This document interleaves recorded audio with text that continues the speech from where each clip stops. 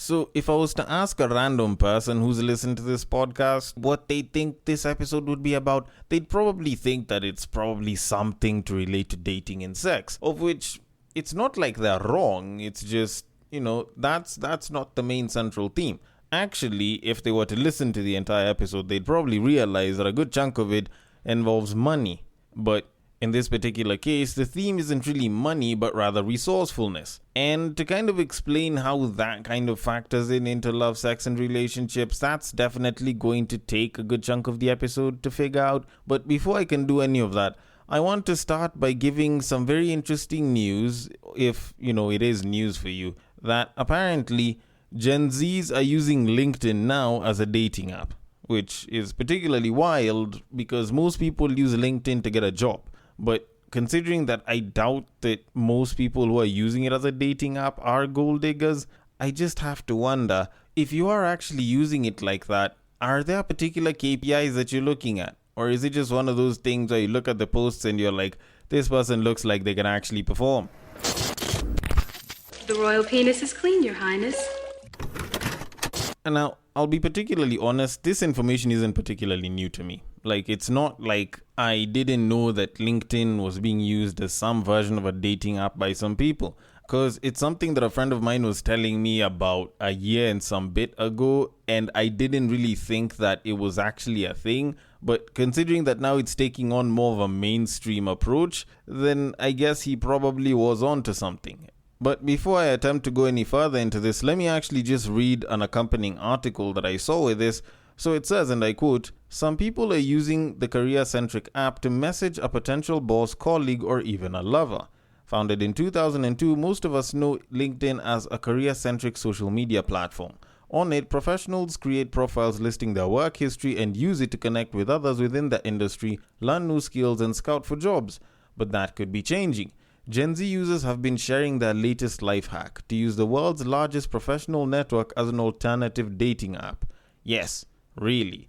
Number 1, I can filter for an education. Number 2, I can filter by industry. I'm looking at doctor, lawyer, finance bro. Number 3, I can filter by country, which is very important," says Candice Gallagher in a viral TikTok with over 1 million views about why she's begun using LinkedIn as a dating app.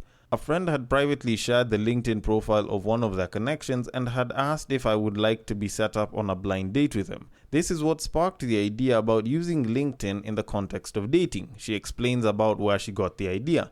"Many people, like myself, have experienced the highs and lows of modern dating apps, and there's clearly an appetite for alternative methods," she continues. Gallagher isn't alone. All over TikTok, users have been sharing their experiences of using LinkedIn to hunt for dates. Take Josie Karlovic, 21, who realized that if she wanted to find a man that actually fit the criteria that she wanted, she would have to look in a place that was more sophisticated. Enter LinkedIn. When you allow yourself the chance to pick someone in a niche that you like or would relate to, it makes the first steps of dating easier, she explains. "Don't underestimate your potential. CEOs need girlfriends too," she says. However, she also stresses that it is not okay to ask for personal info on private messages, but rather one should build a professional rapport and see if you can meet instead. After all, it is a networking site. And I'll end quote it here, because, time. Now, to be very honest, I think that it's not too bad of an idea. Like, it makes sense because it is a networking site. It's kind of like going to a tech conference so that you can pick up chicks. Like, it's not a bad idea. It's just that it probably works better as a side quest more than an actual main thing. And that's kind of something that I figured that most people probably should do if they're going to use LinkedIn as a dating site. But then again, we don't know too much about how people would do it, and even the little information that I got from the person who gave it to me might not work for Gen Zs, because the guy that was telling me about LinkedIn being used as a dating site is a guy who's in his mid-30s, so he doesn't necessarily classify as a Gen Z. So with some but a lack of information thrown in there, I am going to start the podcast so that I can get on with the show. So without further ado, welcome to the Breaktime Podcast, where I talk about love, sex, and relationships from a guy's perspective, as well as a bunch of other guy shit. The man on the mic is a man who sees the pro in professional, the rap in rapport, and the relationship in LinkedIn. Because, networks and relations and shit like that. He's a man who likes his women the same exact way he likes his yogurt. It is none other than your tall, dark, and mildly handsome man, Sir Denver B. This episode has started off on such a professional note because I'm busy talking about KPIs and LinkedIn and shit and, improving relationships overall, which might make it sound all businessy, but, business as usual here has always been relationships, and that's what I intend on sticking to. But with that said, in as much as probably there are some people that aren't a fan of talking corporate, I am going to ask that you bear with me one more time, at least a little further ahead when I bring something a little bit more corporate, which fuels the discussion on the main topic. But before I can make that a reality just yet, I want to play a clip which revolves around simping. Now, of course, I've spoken about simping. I feel like people have some idea of simping, but while having an idea is a good thing, I feel like most people think of simping in the more extreme ways, not in the actual way that it probably is. Although then again, it might be subjective, but I want to play a clip where some people are discussing simping for a little bit, then I can give my 2 cents. So, without further ado... I don't understand the definition of simping. Most of you men generalize that when you're being sweet to your girlfriend, It's you're called simping. You can't simp for your girlfriend. You're unamtreat right at that point.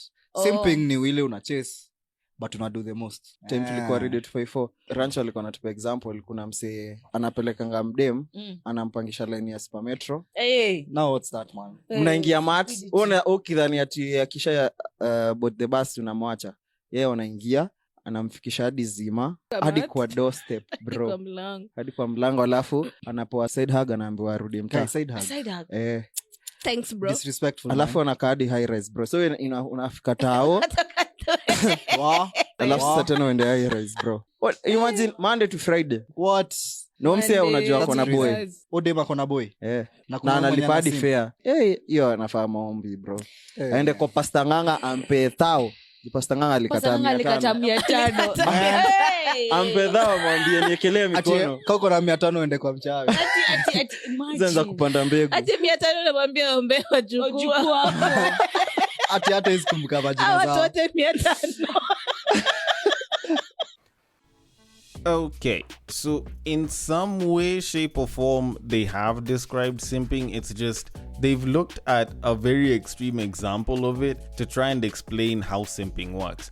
And also, I feel like there's a bit of a disconnect somewhere because like the whole idea that you can't simp for your girlfriend, I would like to disprove of it, but for me to explain that, I kind of need to get into what simping is. Now, essentially, simping, to kind of make it seem as concise and as clear as possible, is putting effort into unrequited love with the hopes that that effort is going to turn into value which you are going to gain with the other person, such that they see you as a much more valuable person in their lives, and they choose to want to date you or some shit.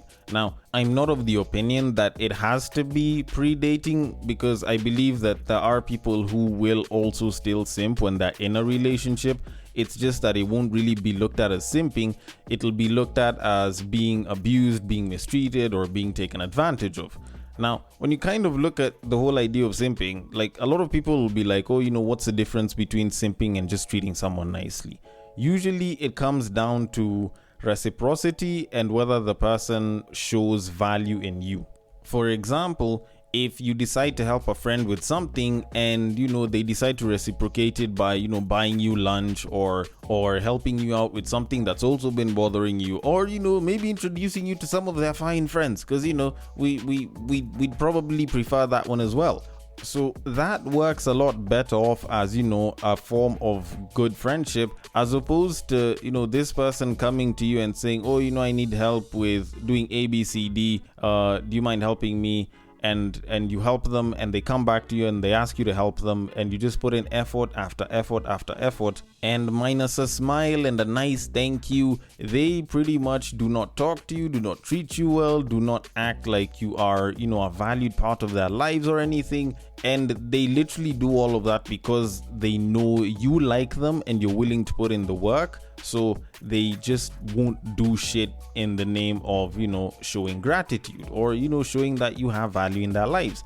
Like, that kind of describes simping to a pretty good level, I think, if I can put it that way. And normally, when you kind of look at simping, first of all, it's not usually gender specific. Women simp as well. I think it's just that they usually go with the same terms of being taken advantage of, or after all that I did for him, blah blah blah, character development. But you won't really hear women saying that they simped. It's mostly guys that will say that they simped. Now, with all that said, you find that simping in and of itself is usually worse the more effort you put into it and the more they devalue you.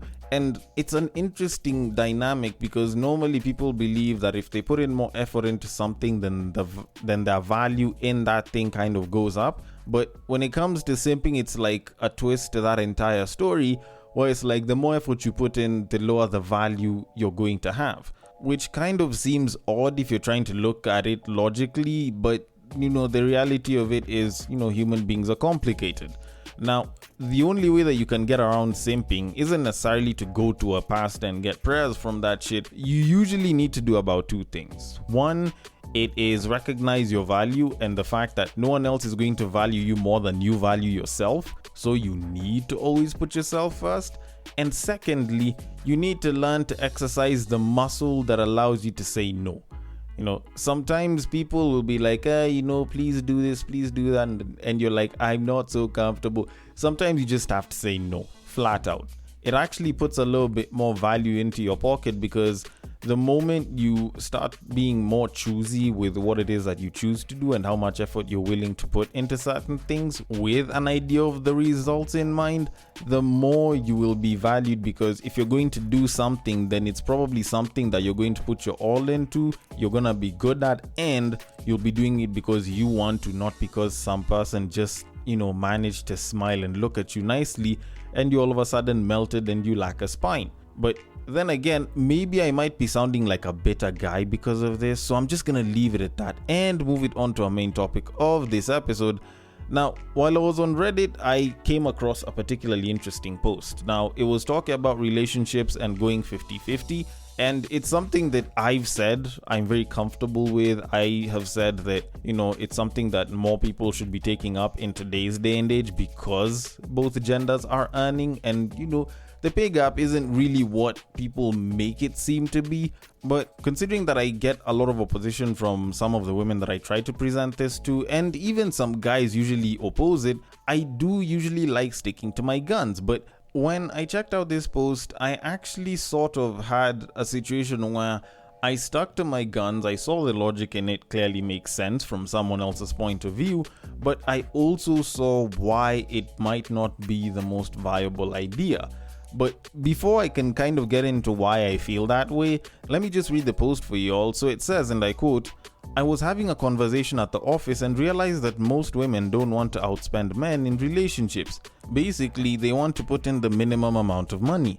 I think in the modern world, each person should just give 100% of what they can, not necessarily 50-50. Where I work, women earn more than men by up to 25%. I know they also earn more than their partners, meaning they're keeping lots for themselves. To me, that's being selfish. And to what end?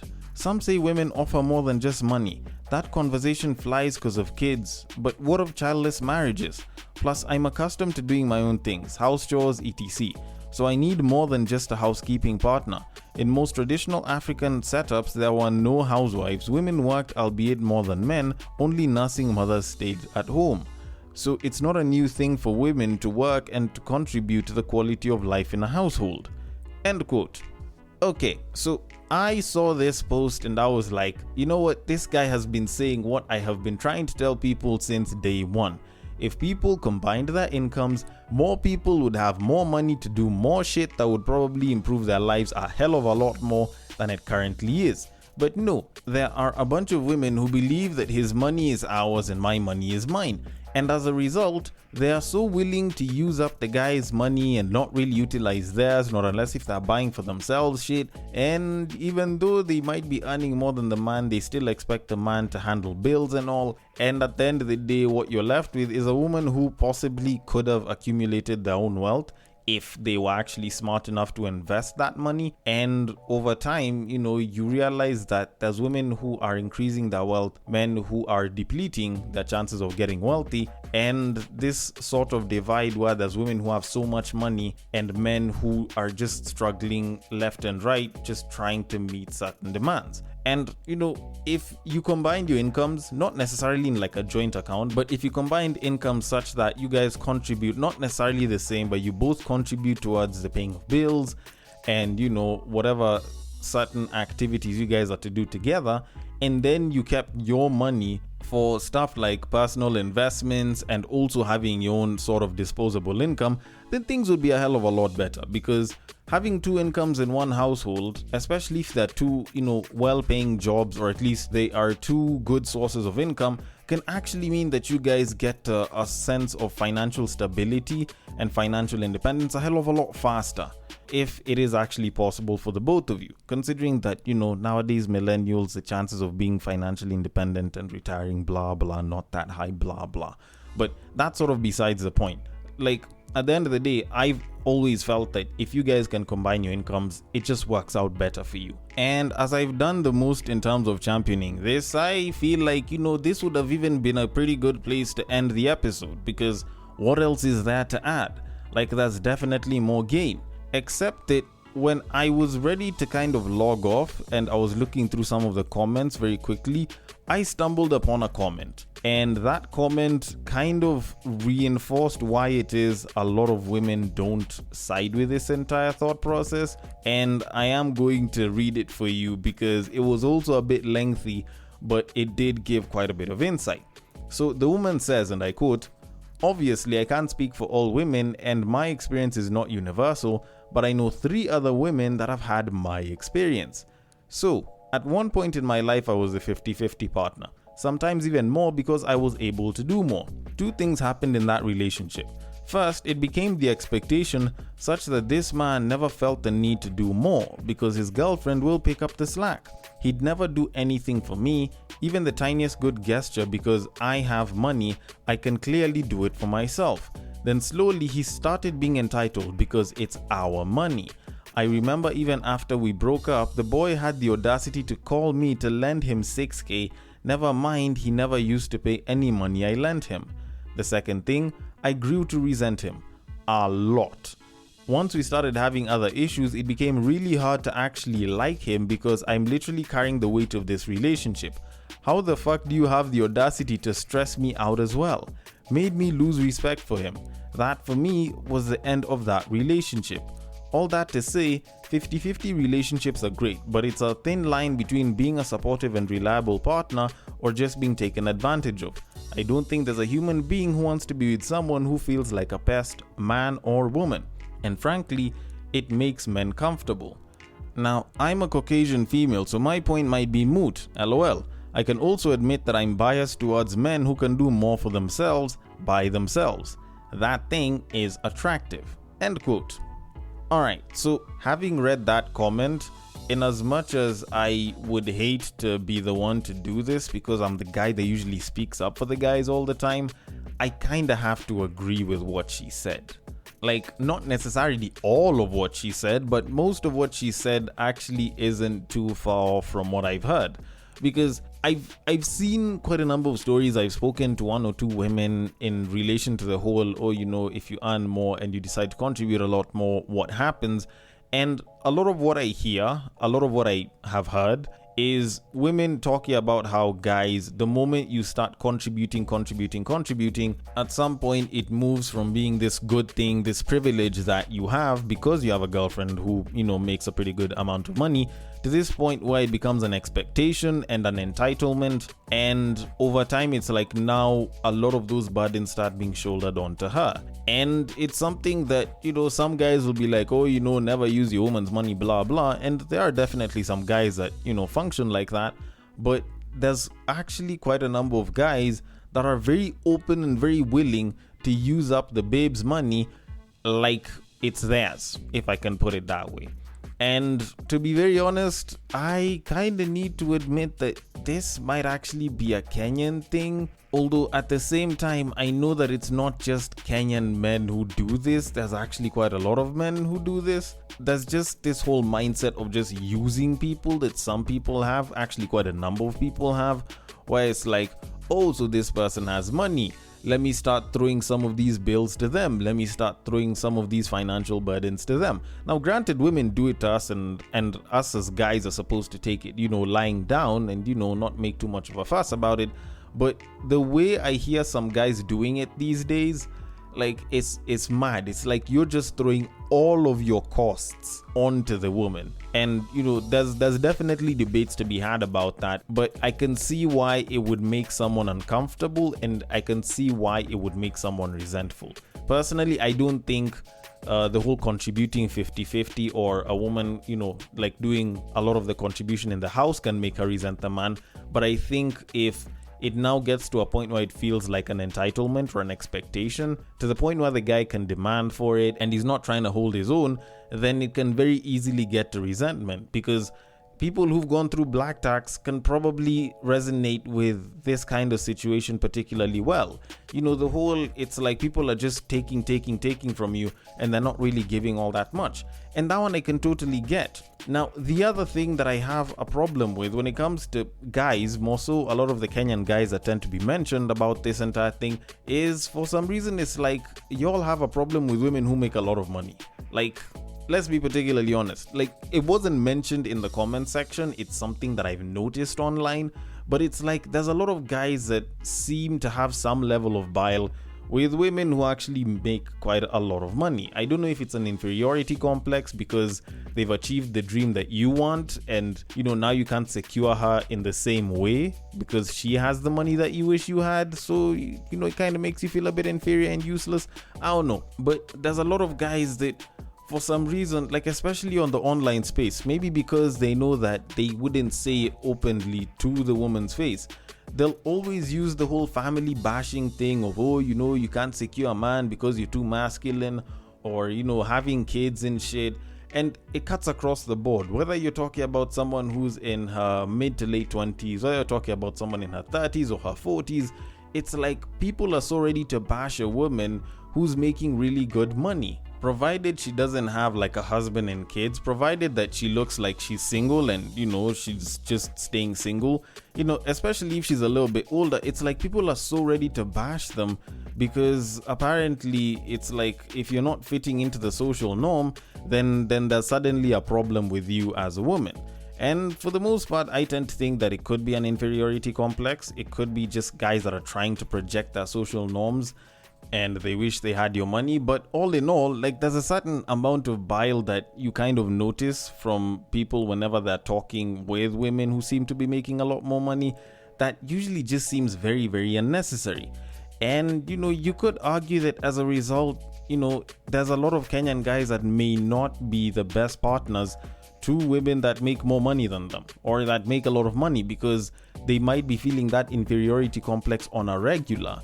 But then again, because I don't want to throw all of this blame towards guys for the whole lack of 50-50, we need to throw some blame to the women, because some of y'all just choose some of the most pathetic options in guys and then come back to say that it's a men problem. Like, you find an instance where a babe is making really good dough, the dude isn't making jack shit, and because this dude probably has an inferiority complex, or he just so happens to make her feel super loved, so she's sticking with him, it's like the kind of treatment that he gives her is quite bad, and over time she gets resentful, then the pain comes in, then the guy might end up cheating with some rando babe. And then all of a sudden the relationship ends and she's like, men don't know how to deal with a woman that makes a lot more money than them. And yet the problem isn't the men in general, it's literally just the selection of guys that you've been going for. Because it might not just be the one guy, it could be a number of them. And the reality of it is, there are guys that don't mind if the woman makes more money. There are guys that see their value beyond just the money and, covering the bills, and are not trying to, run away from the responsibility of being the provider. But at the same time, even though they may not be able to cover it fully, know how to try and fill in the gaps in other places as well. Which kind of brings me to my conclusion. I feel like there's a lot of guys who put a lot of their value in what they can do with their pocket. And it's unfortunate that now they have to deal with a lot of women that are making a lot more money, that whatever it is that they have in their pocket doesn't do that much for them. It's an unfortunate reality. It's a reality that we weren't prepared for, and it's a reality that we kind of have to live with. As guys, at least for those of us that are in the dating market. But even as that happens, I do believe that men are resourceful in a lot more things. And to be quite honest, women like a man who's resourceful and not necessarily just a guy who has money. So if you can find your value elsewhere as a guy, then you probably do stand to win a lot more, as opposed to the guy that is so full of bile because there's this chick that he wanted that just seems to make a lot more of the money that he wished he had himself. But then to also speak to the ladies, in as much as you guys make your money, I'm not saying that, dating a broke guy or dating a guy with less is a bad idea, but you should also vet your partners.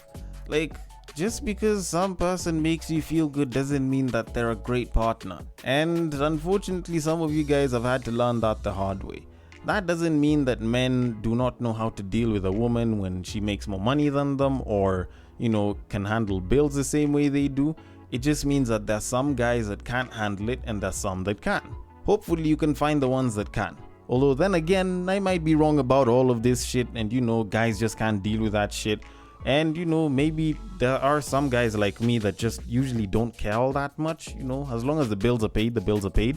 But I want your thoughts on this. The DMs are open. On IG, it is at @thebreaktime_podcast. On Facebook, it is at @thebreaktime_podcast. And on Twitter, the private DMs are at Bagaka the D. Thank you so much for listening all the way till the end, and I will catch you guys on the next break. But what I believe is that if you put a pastor and a prostitute in one room, one is likely to convert the other.